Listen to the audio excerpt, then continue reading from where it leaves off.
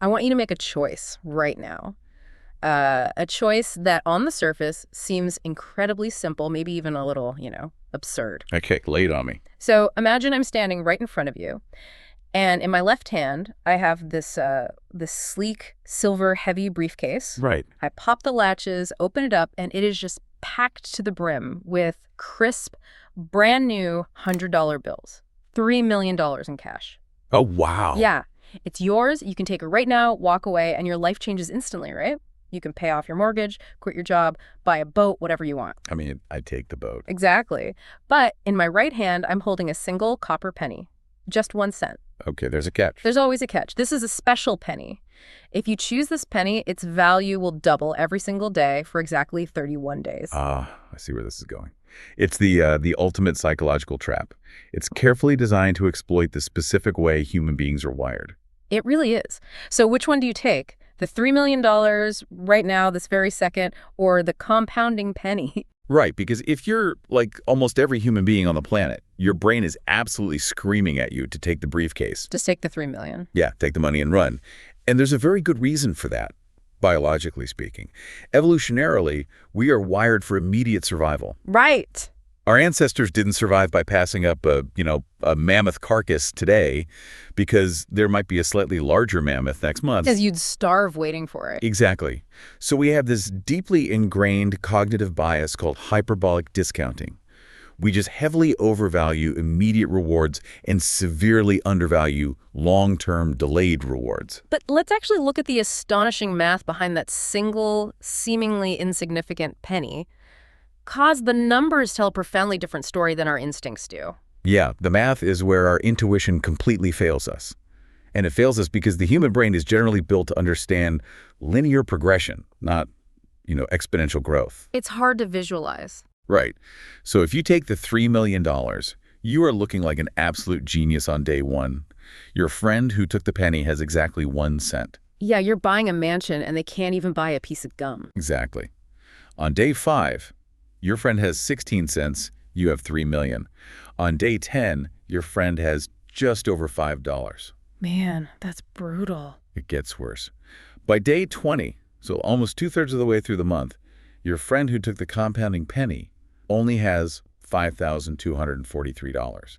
Which is nothing compared to $3 million. Right. At this point, the psychological pressure on that friend is immense. You're probably taking them out to a fancy dinner, paying the bill, and feeling very sorry for their poor financial decision. You're looking at them thinking, I tried to tell you, I took the briefcase. I mean, you've been wealthy for almost 3 weeks, and they're barely scraping together $5 grand. But here is where the undeniable power of compounding finally reveals itself. The growth up until this point has essentially been invisible. It feels like nothing meaningful is happening at all. Yeah, exactly. But on day 29, your friend has about $2.7 million. You're still ahead, but the gap is closing rapidly. Sweating a little bit now. Oh, yeah. On day 30, that $2.7 million doubles to $5.4 million. You are officially losing. Wow. And on the final day, day 31, that compounding penny is suddenly worth $10,737,418. That is just insane. Yeah. Your friend who took the penny didn't just beat you, they crushed you. They pulled ahead only at the very end of the timeline. But they walked away with over $7 million more than you did. $10.7 million, originating from a single penny. It's just difficult to wrap your head around because that silent, invisible, entirely unsexy math is the opposite of everything we are sold in modern culture. Absolutely the opposite. And that mathematical reality is exactly what we are exploring today. So welcome to the deep dive. Our mission today is to thoroughly unpack the core principles of a phenomenal book called The Compound Effect by Darren Hardy. It's a classic. It really is. We are going straight to the source material to provide you with a complete start-to-finish roadmap to transforming your trajectory. And we desperately need a reality check on this topic, right? Because society has been completely bamboozled. Totally. We live in an era of unprecedented impatience.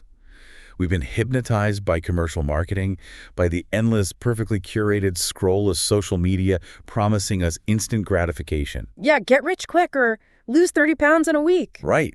We're sold the idea that you can lose all that weight with a miracle tea or become a millionaire by drop shipping for 2 hours a week from a beach in Bali. Right. It's a fairy tale. Right. It is deceptive, fluffy marketing designed to separate you from your money by appealing to that prehistoric desire for the immediate reward. So true. What we're discussing today is the profound, unglamorous, and sometimes tedious reality of how success is actually earned.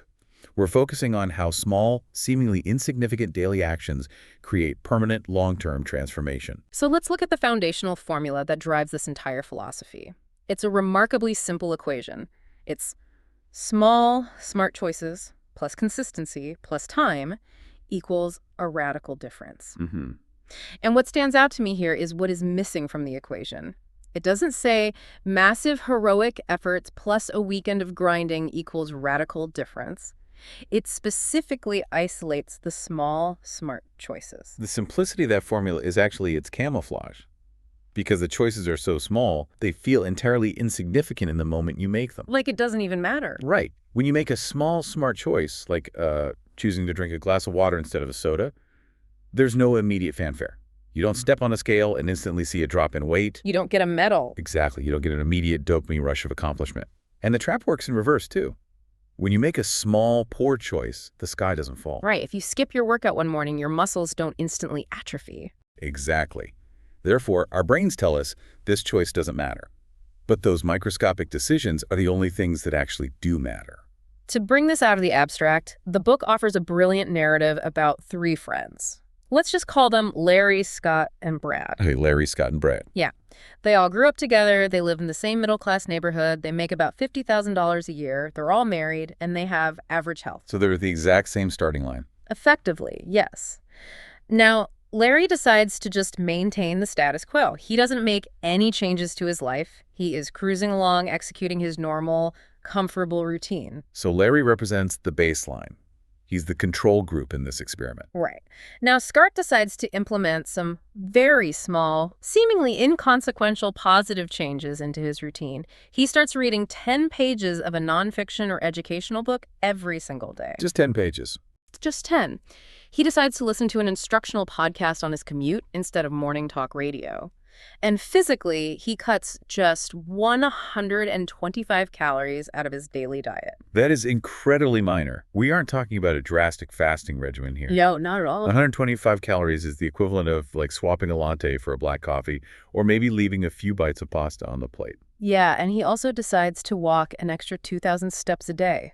Small, smart choices. And then we have Brad. Brad veers in the opposite direction. He makes a few poor choices, but again, they're very small, easily justifiable choices. Like what? Well, he buys a massive high-definition TV so he can fully enjoy his evenings.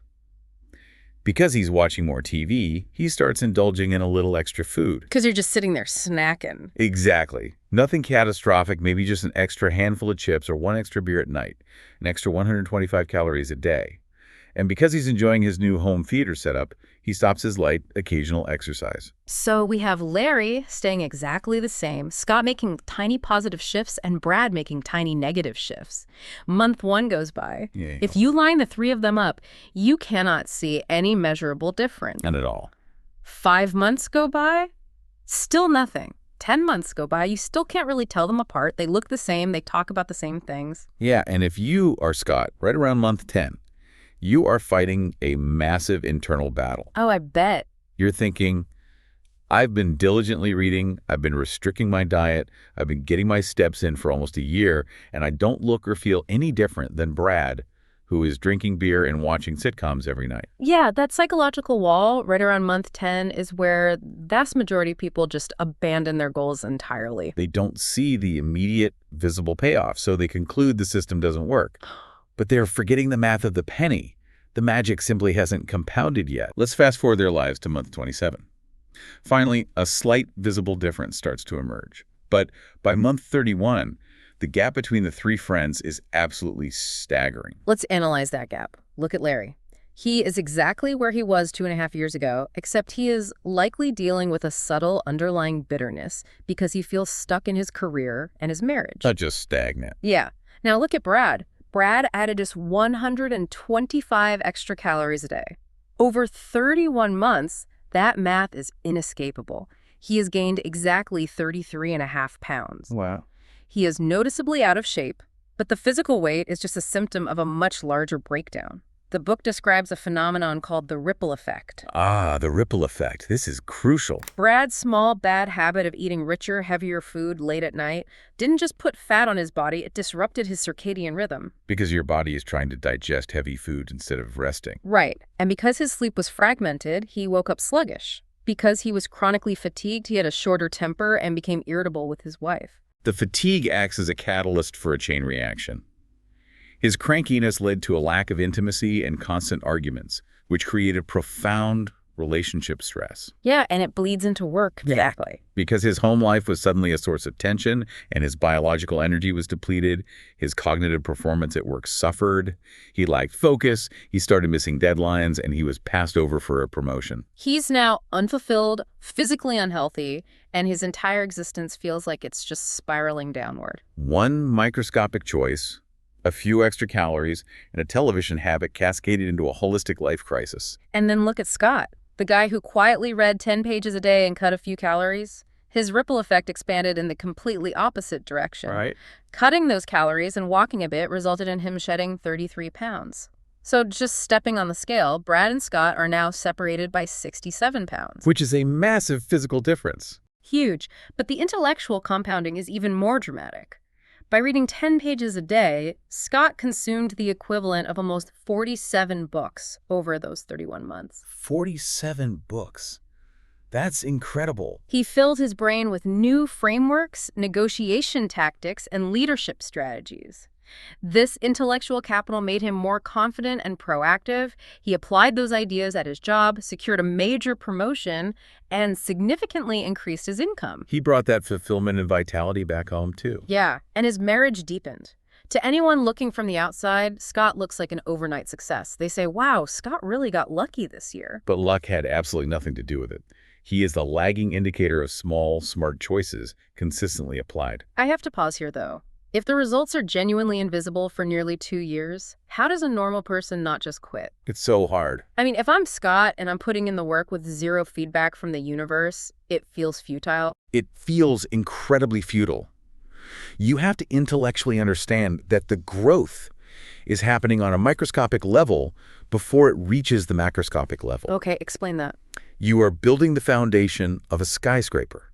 For the first year of construction, if you walk past a skyscraper site, what do you see? Just a massive hole in the ground. Right, you just see a massive hole. It looks like negative progress. But they are pouring the concrete deep into the bedrock.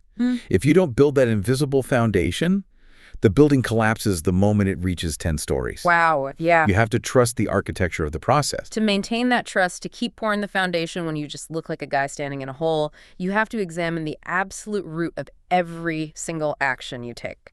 Which brings us to the most confrontational concept in this entire book, radical ownership. This is where it gets real. It does. Yeah. The fundamental premise is that everything in your life currently exists because you first made a choice. Every outcome is the delayed result of a decision you made or a decision you passively allowed someone else to make for you. And the author introduces this uncompromising framework of 100% ownership. The author illustrates this with a story about attending an intensive relationship seminar when he was like 18. Okay. The instructor stood before the room and asked, "What percentage of shared responsibility do you have in making a relationship work?" Oh, I know what people say to this. Right. The audience shouted out the standard, culturally accepted answers. 50-50, someone yelled. Another person argued, 51-49, someone has to be the bigger person to give a little more. Someone else suggested 80-20. Which is completely logical. A relationship is a partnership. You meet in the middle. You compromise. That is conventional wisdom. But the instructor walked to the whiteboard and wrote in massive letters, 100-0-0. Wow. He explained that you have to be willing to give 100% responsibility to the relationship with zero expectation of receiving anything in return. That's intense. Only when you take total unilateral responsibility for making the relationship work will it work. If you leave a relationship up to a 50-50 transaction where you are constantly keeping score and waiting for the other person to do their part, you introduce vulnerability and eventual resentment. Hold on. I need to challenge this. 100 to 0. If I give 100% and expect 0, aren't I just signing up to be a doormat? That's the immediate reaction, yeah. Right. I mean, if someone is in a genuinely toxic relationship or they have a wildly exploitative boss, telling them to take 100% responsibility sounds like victim blaming. How does the book reconcile taking ownership with not just being abused by bad actors? It's a crucial distinction. Taking 100% ownership does not mean you take the blame for someone else's toxic behavior. It means you take total ownership of your response to that behavior. Ah, okay. If your boss is exploitative, you do not control their ethics. Yeah. But you are 100% responsible for the choice to stay at that job. Okay, I see. You are 100% responsible for the choice not to update your resume or the choice not to set a firm boundary. When people say 50-50, they are utilizing an external locus of control. They're saying, my happiness is dependent on this other person acting correctly. And the 1000 principle shifts you to an internal locus of control. Exactly. It's an assertion of emotional independence. Yeah. It means your actions, your standards, and your boundaries are dictated entirely by your own values, not by the fluctuating behavior of the people around you. That reframing changes everything. It's not about being a martyr. It's about refusing to hand the steering wheel of your life over to someone else. Right. As long as you are pointing a finger at the economy, your parents, or your spouse saying, they're the reason I am stuck, you are actively giving them the power to keep you stuck. Claiming 100% ownership is how you take the power back. Yes, absolutely. But what about systemic advantages? What about pure random luck? People look at billionaires or massive cultural icons and say, sure, they worked hard, but they were in the right place at the right time. They got lucky. The book thoroughly dismantles the myth of passive luck. The author actually sat down with Richard Branson and asked him directly if he felt luck played a determining role in his massive success. And what did he say? Branson's response was brilliant. Yeah. He essentially said, yes, we are all lucky. If you're breathing, if you live in a free society, if you have basic health, you have already won the cosmic lottery. That's a good point. But the specific phenomenon we point to and call luck in business or success is actually a highly replicable formula. The formula is preparation plus attitude plus opportunity plus action equals luck. Let's dissect that. Preparation, attitude, opportunity, action. I want to understand the mechanics of this. Preparation is your personal growth. It's the quiet, invisible work you do behind closed doors. It's reading the books, honing your skills, building your network when no one is watching. Attitude is your cognitive framing. It's your ability to view situations not as static problems, but as dynamic possibilities. You're actively scanning your environment for leverage points. That you're ready to see it. Right. Opportunity is the actual external event, the serendipitous moment or the good thing coming your way. But the reality is, profound opportunities are passing by average people every single day. They just don't notice them. Exactly. They don't see them because they lack the preparation to understand them or the attitude to believe they can capitalize on them. And then there is action, the final variable. Yes. Action is the execution phase. That is the dividing line between the Richard Bransons of the world and the brilliant people who never achieve anything. Because you actually have to do something. Exactly. Richard Branson isn't just sitting in a chair having lucky breaks fall into his lap. When an opportunity crystallizes, he is already prepared. His attitude allows him to recognize it instantly, and he takes massive, terrifying, decisive action, while other people are still forming committees to discuss it. Which means the phrase, I'm just unlucky, is almost always a defense mechanism. You might not have encountered the massive opportunity yet, but are you aggressively preparing for the day it arrives? Right. Is your mind calibrated to spot it? And will you have the courage to pull the trigger when it does? Taking that level of ownership demands a radical, unblinking awareness of our daily choices. We have to stop sleepwalking. Exactly. We drift through our days making 1,000 tiny choices on autopilot. We reach for the phone, we grab the snack, we snap at a coworker, completely unconscious of the compounding math. And to snap us out of this trance, the book provides a specific tool. Let's hear it.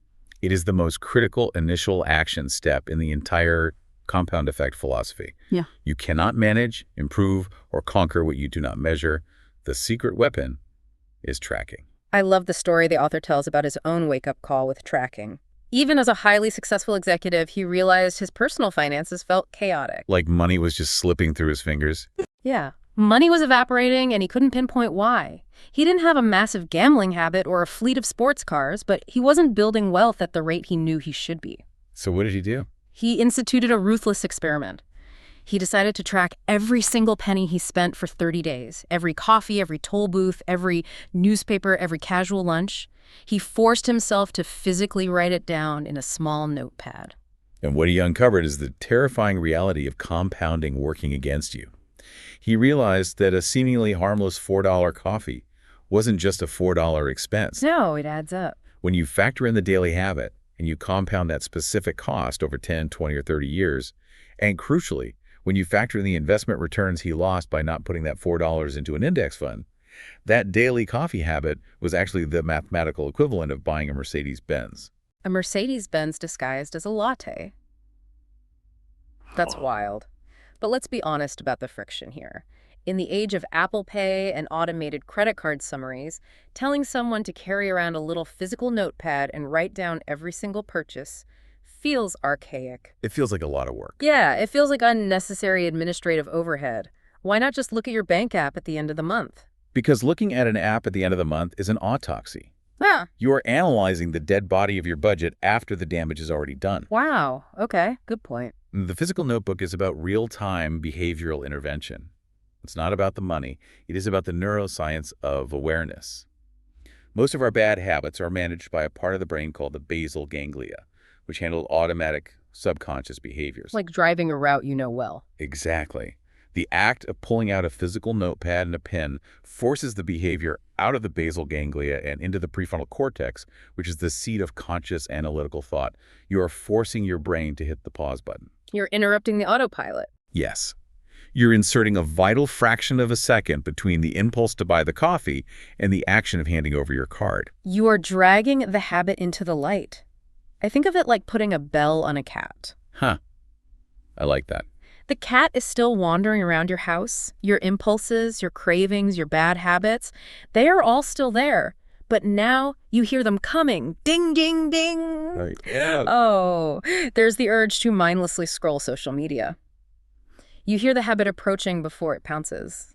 You might still consciously choose to scroll, but you are doing it with your eyes wide open, fully aware of the choice you are making. And that cognitive friction, the sheer annoyance of having to document the behavior, frequently stops the habit dead in its tracks. Because you're just like, ugh, I don't want to write this down. Exactly. The author talks about looking at an item in a store, feeling the impulse to buy it, and then thinking, if I buy this, I have to take out my notebook, find my pen, and write it down. I just don't want to deal with it. It works. The tracking mechanism itself becomes the deterrent. This is why elite performers in every field are obsessive trackers. Professional bodybuilders track their macros down to the gram. Olympic sprinters track their split times down to the 100th of a second. They understand implicitly that optimization is impossible without precise measurement. The book issues a very specific challenge to the reader here, and we are passing it on to you. Pick one specific area of your life that is currently frustrating you. Just one. Keep it simple. Maybe it's your diet, maybe it's how much time you waste on your phone, or maybe it's the number of outbound sales calls you make. Pick that one metric, and for 21 straight days, track every single action related to it on a physical piece of paper. No apps. The physical act of writing is non-negotiable here. It engages the brain's motor pathways and solidifies the memory of the action. For 21 days, if it goes in your mouth, write it down. If it leaves your wallet, write it down. And what's the result? The promise of the book is that by the end of the first week, you will be utterly shocked. You will discover exactly how much time, money, or caloric intake has been quietly bleeding out of your life while you were operating on autopilot. So tracking provides the diagnostic data. It wakes us up to the reality of our bad decisions. But awareness isn't the same thing as a cure. No, it's just the first step. Once you catch yourself reaching for the donut or hitting snooze for the third time, how do you actually rewire the brain's underlying impulse to want those things in the first place? That leads us straight into the anatomy of habit formation. The foundational psychological principle here is immensely encouraging. We're born with a few basic instincts. We flinch from loud noises, we cry when we're hungry, but virtually every single behavior we execute throughout the day is a learned habit. Right. You are not born with a genetic predisposition to scroll TikTok in bed for 2 hours. You are not born with a habit of negative self-talk. You learn these behaviors through repetition and reinforcement. Which means we can change them. Exactly. The empowering corollary to that reality is this. Whatever has been learned can be systematically unlearned. Your operating system can be reprogrammed. To visualize how critical this reprogramming is, consider an airplane sitting on the tarmac at Los Angeles International Airport. The pilot programs the flight path for New York City. Okay, cross-country flight. But imagine a tiny calibration error occurs, and the nose of the plane is pointed just 1% off course at takeoff. To the passengers sitting in the cabin, the takeoff feels completely normal. They are flying east.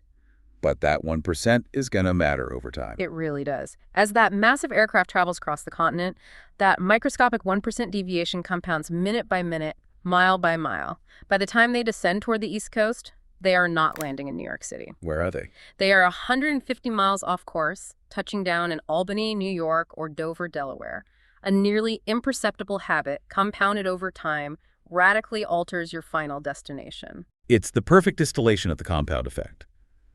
But recognizing that we need to adjust our trajectory and actually doing the work to change our habits are two entirely different battles. Why is it so hard? Why do human beings fail so spectacularly when it comes to habit change? The author identifies the primary culprit, our over-reliance on willpower. Oh, I see. I think of willpower like a smartphone battery. When you wake up after a good night's sleep, your battery is at 100%. Fresh and ready. But every single time you make a choice, every time you resist a temptation, every time you force yourself to focus on a difficult task, you open an app that drains a little bit of that battery. Yeah. By 2 o'clock in the afternoon, after fighting traffic, dealing with difficult clients, and resisting the donuts in the break room, your willpower battery is in the red. It is at 5%. And that's when you cave. And that is when the deeply ingrained, heavy-duty habits take over because your brain no longer has the energy to resist them. That is a phenomenal analogy. Yep. Willpower is a finite, easily depleted biological resource. The book uses a more visceral metaphor, actually. What is it? Trying to stop a deeply ingrained bad habit using only willpower is like placing a paper napkin over a picnic basket to stop a starving grizzly bear. Oh, wow. That bear is getting the food. When that bear smells the food, it doesn't even notice the napkin. When you are tired, stressed, or emotionally depleted, your survival instincts will tear right through your paper-thin willpower to get to the comfort of the bad habit. So if willpower is just a draining battery or a paper napkin, what is the permanent solution? How do we build a heavy-duty bear cage? The permanent solution is what the author terms why power. Why power? You must cultivate a deeply rooted why to serve as the inexhaustible fuel for your persistence. Your why is the emotional core of your motivation.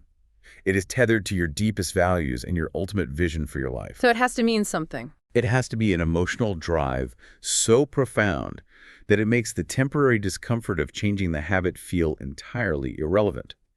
If your goal is to lose 20 pounds just to look good in photos at an upcoming high school reunion, that is willpower. It's superficial. And the moment you feel stressed, you will abandon the diet. Right. But if your why is that your doctor told you that your current trajectory means you won't live long enough to walk your daughter down the aisle, that is why power. That emotional resonance will sustain you through any craving, any obstacle, for decades. Let's get extremely tactical. If someone has their why power established, what is the mechanical process for dismantling a habit that has been running on autopilot for a decade? The book outlines a meticulous, step-by-step unlearning process. Step 1 is identifying your triggers. Behavioral psychology dictates that every habit operates in a neurological loop. Cue, routine, reward. Okay, so you find the cue. You must isolate the cue. You have to become an investigator of your own life. Who are you with when you engage in the bad habit? What specific time of day is it? What physical environment are you in? What precise emotion are you experiencing right before you act? It's rarely just hunger, right? Exactly. If your habit is eating junk food at 3 o'clock in the afternoon at the office, the trigger might not be physical hunger. The trigger might be the time of day, it might be the stress of a looming deadline, or it might simply be cognitive boredom. Once you map out the triggers, you move to step 2, which the book calls cleaning house. And I love this because it requires absolute ruthless literalism. Yeah, no half measures. If you decide you want to stop drinking alcohol, you cannot leave a 6-pack of beer in the back of the fridge to test your discipline. You have to take every drop of alcohol in your house and pour it down the kitchen sink. You have to commit. If you want to eat healthier, you cannot have a pantry lined with processed snacks. You must manipulate your environment to remove the friction of temptation. Do not rely on your willpower battery to walk past the cookies 20 times a day. Throw the cookies in the trash. Environmental design beats willpower every time. Step 3 is the most critical. Swapping the habit. Nature and the human brain abhor a vacuum. You can't just leave a blank space. No. If you simply attempt to amputate the habit of eating the 3 o'clock cookies and leave a void, you will be miserable, and eventually the habit will return. You must swap the routine while maintaining the reward. So how does that work with the cookie example? If your investigation reveals that the reward you're actually craving at 3 o'clock isn't sugar, but rather a temporary escape from your computer screen and a moment of stress relief, you must engineer a new routine. Like going for a walk. Swap the cookies for a 10-minute brisk walk outside, or the act of brewing a complex cup of loose-leaf tea. You fulfill the underlying emotional requirement with a constructive behavior rather than a destructive one. And then comes the strategic decision. Do you ease into the change, or do you dive in cold turkey? There's an endless debate about this.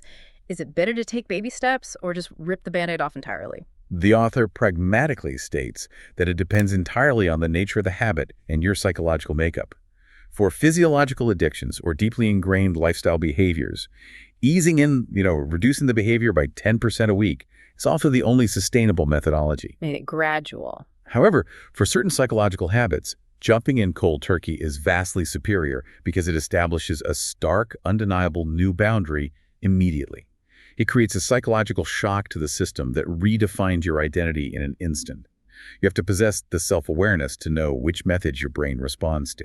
All right, that is the protocol for destroying bad habits. How do we construct new positive ones? We've uninstalled the malware. How do we install the new software? Building good habits requires intentional architecture. The first principle is to set yourself up for inevitable success by actively removing friction. Make it easy. If your new goal is to exercise daily, do not sign up for a premium gym that requires a 30-minute drive across town through heavy traffic. The friction of the commute will defeat you on day 3. You'll just talk yourself out of it. Join the adequate gym that is located exactly on your route between the office and your house. If you want to run at dawn, physically place your running shoes and clothes directly in the path between your bed and the bathroom the night before. You are designing an environment where executing the good habit is literally the path of least resistance. The next strategy is terrifying for most people. Public accountability. You have to put your reputation on the line. Announce your goal to your family, your colleagues, or broadcast it on social media. Yeah, that scares people. The book highlights a story of a woman who was financially disorganized. To force a change, she started a public blog where she documented every single penny she spent every single day. Oh. The mere knowledge that an audience was scrutinizing her ledgers fundamentally altered her neurochemistry when she was deciding whether to buy a pair of shoes. She harnessed the evolutionary pressure of the tribe to enforce her discipline. Peer pressure is a potent tool when deployed constructively. The next logical progression is securing a success buddy. Find a peer who shares your ambition and institute a rigid daily or weekly check-in.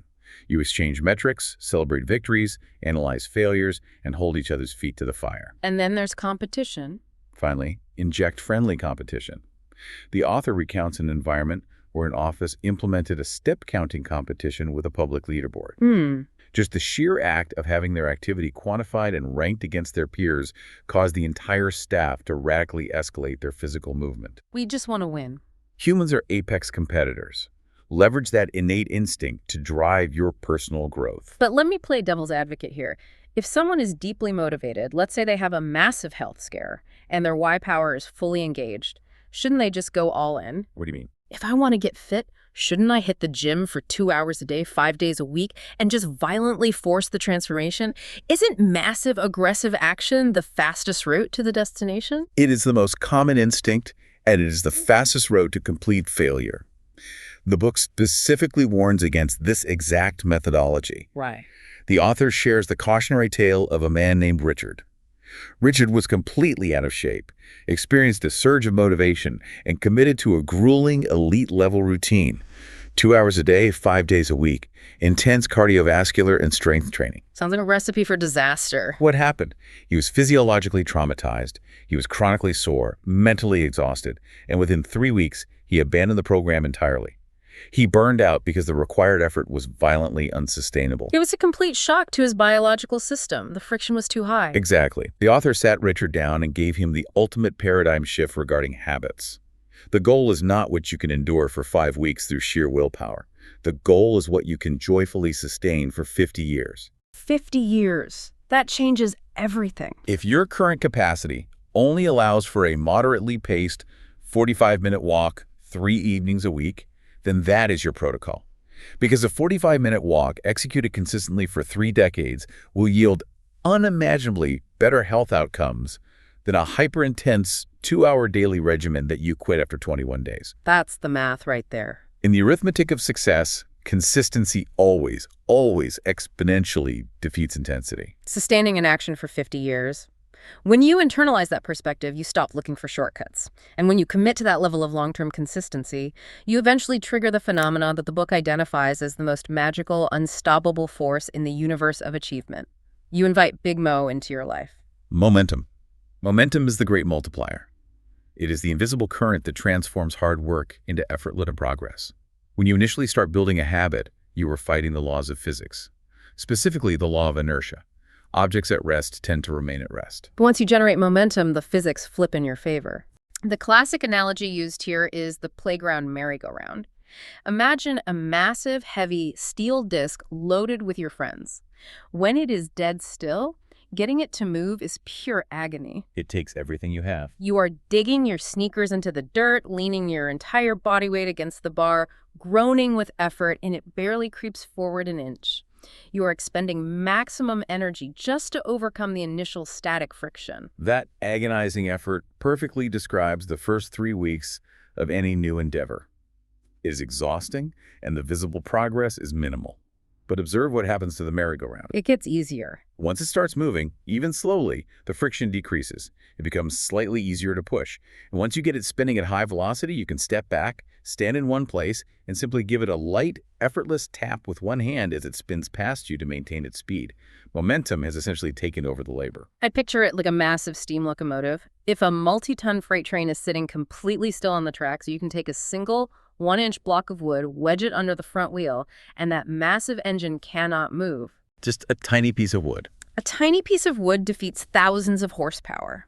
But if you get that exact same train moving at 60 miles per hour, generating massive kinetic momentum, it can crash straight through a 5-foot-thick, steel-reinforced concrete wall and keep right on going. Consistency turns your life into a freight train. So the billion-dollar question is, how do we systematically generate and protect Big Mo? Yes, how do we? The architecture of momentum is built entirely on routines. You must ruthlessly eliminate decision fatigue from your daily life. A routine is simply a sequence of habits that have been linked together and are executed automatically, without conscious deliberation.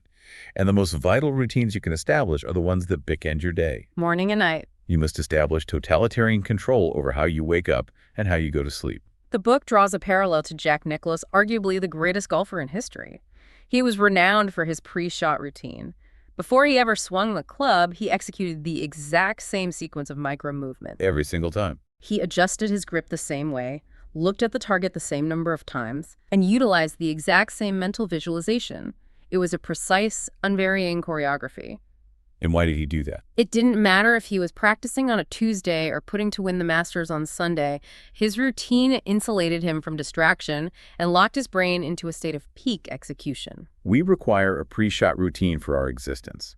A rigid, uncompromising morning routine guarantees that you attack the day proactively rather than defensively reacting to it. Instead of just checking your email in bed. You do not wake up, roll over, grab your phone, and instantly let the chaotic demands of emails and social media hijack your neurochemistry. You wake up on your terms, you execute your sequence. Perhaps it involves hydration, meditation, reading 10 pages, and reviewing your primary objective for the day. You deliberately calibrate your trajectory. And the evening routine is just as important. Conversely, a structured evening routine ensures you decompress constructively. You review your metrics, analyze what functioned and what failed, and lay out your close and schedule for the following morning. If you strictly govern the bookends of your day, the inevitable chaos that occurs in the middle matters significantly less. I want to focus on the fragility of momentum here, because this is where people unwittingly sabotage years of effort. The book uses a brilliant mechanical metaphor. the hand-pumped water well, the old-fashioned iron pumps that draw water from deep subterranean aquifers. It is the perfect illustration of effort versus lagging indicators. To bring the water to the surface, you have to grab that heavy iron lever and pump it furiously. It requires significant cardiovascular exertion. You're just sweating over this thing. You pump and pump and pump, and absolutely no water comes out of the spout. This is the exact moment where the amateur quits. They look at the dry spout and conclude, I've been working for 5 minutes. There is no reward. This system is defective. But what is occurring beneath the surface? Well, the mechanical action is creating a vacuum. Mm-hmm. It is slowly pulling the water up the pipe. The water is rising inch by agonizing inch, but it remains entirely invisible to the person pumping. Exactly. If you maintain the effort, eventually the water breaches the surface and flows abundantly. And once it is flowing, the required effort drops dramatically. You just need a gentle, rhythmic push on the lever to keep the water pouring out. That is Big Mo in action. But here is the devastating tragedy of inconsistency. If you stop pumping, even to take a brief 10-second rest before the water reaches the top, what physically happens? The vacuum seal breaks, the suction is lost, and all of that water plummets straight back down to the bottom of the aquifer. Precisely. You do not just lose 10 seconds of progress, you lose everything. It's all gone. If you abandon your routine, if you decide to skip your prospecting calls for a week because you feel burnt out, or you stop tracking your diet because you are on vacation, you do not just pause your success. You assassinate Big Mo. You killed it. The water drops to the bottom. And to get it flowing again, you cannot just resume with a gentle tap. You have to start completely over from scratch, expending that massive, exhausting initial effort to rebuild the vacuum.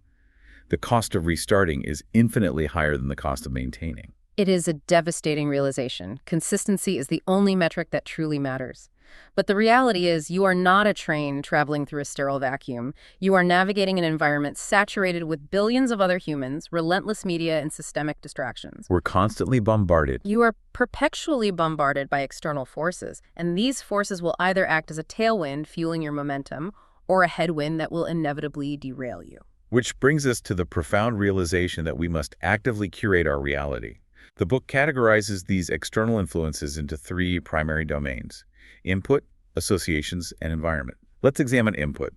The computing principle applies perfectly to the human mind. Garbage in, garbage out. We have to understand the biological hardware we are dealing with. The human brain is the most complex supercomputer in the known universe, but it possesses a severe evolutionary flaw. It has a massive negativity bias. Oh, yeah. Hundreds of thousands of years ago, if our ancestors heard a bush rustling, they had to assume it was a predatory tiger, not a gentle breeze. The optimistic ancestors who assumed it was just the wind were eaten and removed from the gene pool. We are biologically wired to obsess over threats, fear, and negative anomalies. And modern media conglomerates understand this neurological vulnerability perfectly. The 24-hour news cycle and social media algorithms are meticulously engineered to exploit your negativity bias. They feed on it. They feed you a relentless diet of fear, anxiety, political outrage, and human tragedy. Because that specific neurochemical cocktail of cortisol and adrenaline is what keeps your eyes glued to the screen. And if you passively consume a toxic diet of violent entertainment, cynical news, and stressful gossip, your mind will literally structurally adapt to that input. Your default cognitive state will become fearful, reactive, and pessimistic. So what's the fix? The author strongly advocates for instituting a ruthless media diet. You must stop watching the local news right before you go to sleep. You must delete the apps that manufacture outrage. You have to stand as a fierce gatekeeper at the entrance to your mind, intentionally flushing your consciousness with educational, positive, and inspirational material. The second invisible force is arguably the most determinative factor in your life: associations. Who are the people you're spending your time with? This one is tough. The book references the landmark research of Dr. David McClelland from Harvard University, who spent decades studying human motivation. His empirical findings are chilling. He concluded that your reference group, the individuals you habitually associate with, determines as much as 95% of your ultimate success or failure in life. 95%. That is a terrifying metric if you take a hard look around and realize your inner circle consists of unmotivated, cynical individuals who complain about their circumstances but take no action. The book invokes Jim Rohn's famous Rule of 5. You are the direct average of the 5 people you spend the most time with. You will inevitably earn the average of their incomes, you will mirror the average of their physical health, and you will adopt the average of their relationship standards. But why? What is the mechanism behind this? It is rooted in mirror neurons and our deep evolutionary need for tribal belonging. Humans are hypersocial creatures. To survive in a tribe, we instinctively mimic the behaviors and standards of the group. That makes sense. If you go to dinner with your 5 closest friends, and they all order fried appetizers and a pitcher of beer, the psychological and social friction required for you to look the waiter in the eye and order a grilled chicken salad and tap water is immense. Yeah. You are signaling a departure from the tribe. You're the odd one out. Over time, the friction wears you down and you conform. The true danger is what the author defines as the subtle nudge.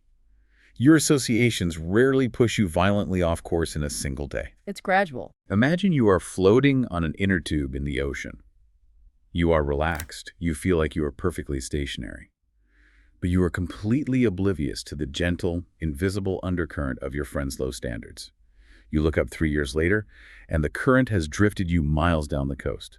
You are in a completely different geographical location, having adopted limiting beliefs and destructive habits that you never consciously chose. So we are forced to conduct a brutal audit of our associations. The book provides a practical, albeit uncomfortable, framework for this. You have to consciously categorize the people in your life into 3 distinct buckets. Bucket number 1, who do you need to disassociate from completely? This is agonizing. This means having the courage to actively cut toxic, perpetually negative or destructive individuals out of your daily existence, even if there is history there. It is the most difficult maneuver in personal development, but it is often the only way to salvage your own trajectory. You cannot soar with eagles if you are chained to turkeys. Well said. Bucket number 2. Who do you need to limit your time with? These are the individuals, perhaps lifelong friends or even family members, whom you love, but who consistently drag down your energy or ambition. You don't have to cut them out, just bound the time. Right. You don't eliminate them, but you strategically restrict your exposure. Instead of spending an entire unstructured weekend with them where their habits bleed into yours, you meet them for a strictly bounded 2-hour lunch. And bucket number 3. Who do you need to expand your time with? This is proactive association. You must intentionally hunt for individuals who are currently operating at the exact level you aspire to reach. You have to find them. If you want to build a multi-million-dollar business, you must find a way to inhabit the same physical or digital spaces as successful founders. Their elevated habits, their expansive mindset, and their intolerance for mediocrity will inevitably create a positive upward draft that elevates your own standards. And that transitions perfectly into the final invisible force: environment. Environment encompasses both the physical space you occupy and the psychic atmosphere you create. Physically, it is about eliminating clutter. A chaotic, disorganized desk, a bedroom covered in laundry, a car filled with trash. These elements create subconscious cognitive load. They drain your mental bandwidth. But on a deeper level. On a deeper level, your environment is a physical manifestation of your internal standards. The book delivers a profound axiom. You get in life exactly what you tolerate. Ooh, that's a gut punch. If you tolerate a filthy living space, you are signaling to your brain that chaos is acceptable, and you will manifest a chaotic career. If you tolerate colleagues speaking to you disrespectfully, you are establishing a baseline where you will be continually marginalized. You must ruthlessly elevate your baseline standards and meticulously design your physical and psychological environment to support world-class execution. Okay, let's take inventory. We have accepted 100% ownership of our outcomes. We are utilizing physical tracking to illuminate our blind spots. We have unlearned our toxic habits and constructed Y power. We are executing daily bookend routines to summon Big Mo, and we have fiercely guarded our input, upgraded our associations, and optimized our environment. We are executing the playbook perfectly. But here is the brutal reality.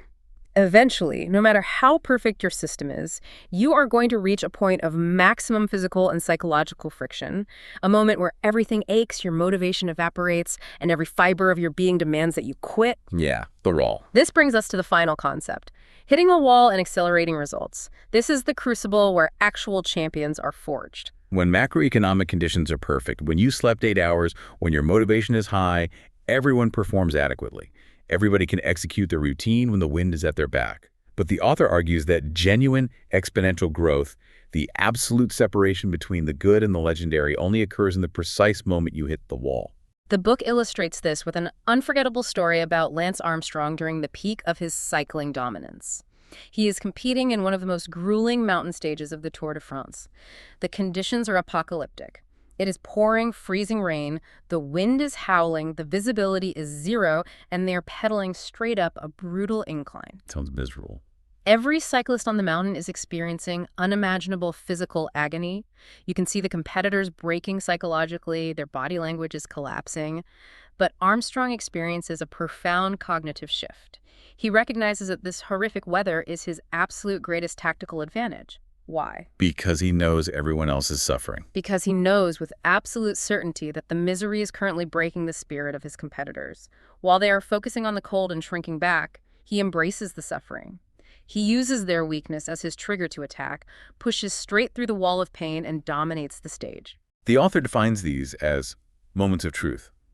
When the environment turns hostile, when you are exhausted, when you have reached what you genuinely believe is your absolute physical or mental limit, that microsecond of decision is where you forge your identity. The moment you want to quit. The author advises, don't wish it were easier. Wish you were better. When you force yourself to push past the exact coordinate where every other reasonable human being quits, you are not merely distancing yourself from the competition. You are actively severing ties with your old, limited identity. And this introduces the mathematics of multiplying results. The arithmetic here is entirely counterintuitive. Let's return to the weight room to visualize this. If your prescribed workout program dictates that you perform 12 repetitions of a heavy bench press and you execute exactly 12 reps and rack the weight, what have you truly accomplished? You did what you were supposed to do. You have met expectations. You have maintained your baseline. That is admirable, but it is not transformative.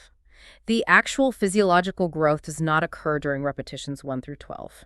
The exponential growth is triggered when you reach rep 12, your muscles are trembling, you have hit absolute failure, and you somehow summon the psychological violence to push out 3 additional reps. Reps 13, 14, and 15. Repetitions 13, 14, and 15 do not just incrementally add to your results, they multiply them. Those 3 marginal reps stimulate more muscular adaptation than the first 12 combined because you forced the biological system to adapt to a demand it had never previously encountered. The energy required to go just a fractional degree beyond expectations yields wildly asymmetric exponential returns. It is the ultimate acceleration factor. And this mathematical principle applies to every single facet of human endeavor. The author provides a brilliant case study from his early career as a real estate agent to prove this point. He was attempting to secure expired listings homes that other average agents had kept on the market for months without selling. Tough market. Now, what is the standard operating procedure for every other agent in the city? They pick up the phone and cold call the frustrated homeowner.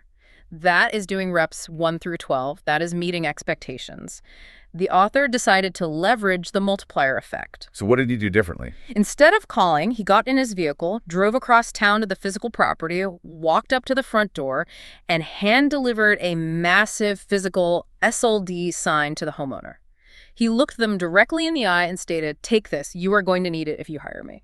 Analyze the psychological disparity in that approach. A phone call is invisible, easily dismissed, and instantly forgotten.